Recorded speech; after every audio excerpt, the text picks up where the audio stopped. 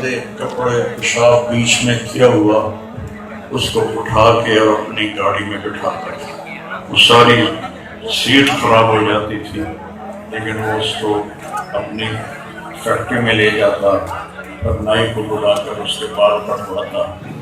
دوستو، مولانا طارق جمیل صاحب اپنے شہزادے عاصم جمیل صاحب اور ایک معذور شخص جن کا ذہنی توازن درست نہیں تھا ان کے ساتھ اپنے بیٹے کا گزرا ہوا وقت بتا رہے تھے۔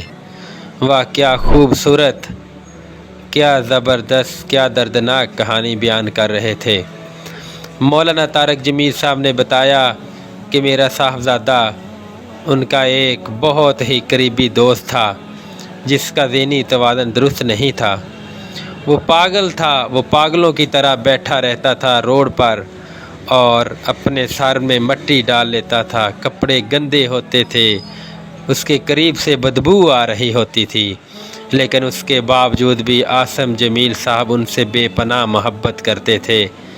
عاصم جمیل وہاں سے گزرتا تھا تو ان کو اپنی گاڑی میں بٹھا کر لے جاتا تھا، اپنے فیکٹری میں لے جاتا تھا، اپنے ڈیرے پر لے جاتا تھا، وہاں پر ان کی بالوں کی کٹنگ کروانی، ان کو نہلانا، ان سے بے پناہ محبت کرنی۔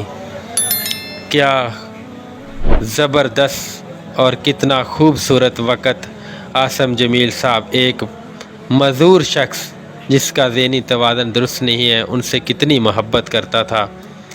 آج عاصم جمیل صاحب اس دنیا فانی سے رخصت ہو چکے ہیں اور یہ شخص در بدر کی ٹھوکریں کھا رہا ہے اور روڈ پر بیٹھ کر دیکھ رہا ہے کہ شاید میرا دوست آئے، مجھ سے پیار محبت کی باتیں کرے، شاید یہ نہیں جانتا کہ اب وہ کبھی نہیں آئے گا۔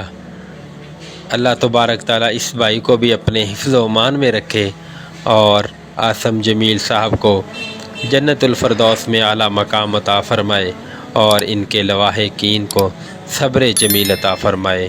ملتے ہیں نئی ویڈیو کے ساتھ، اللہ حافظ۔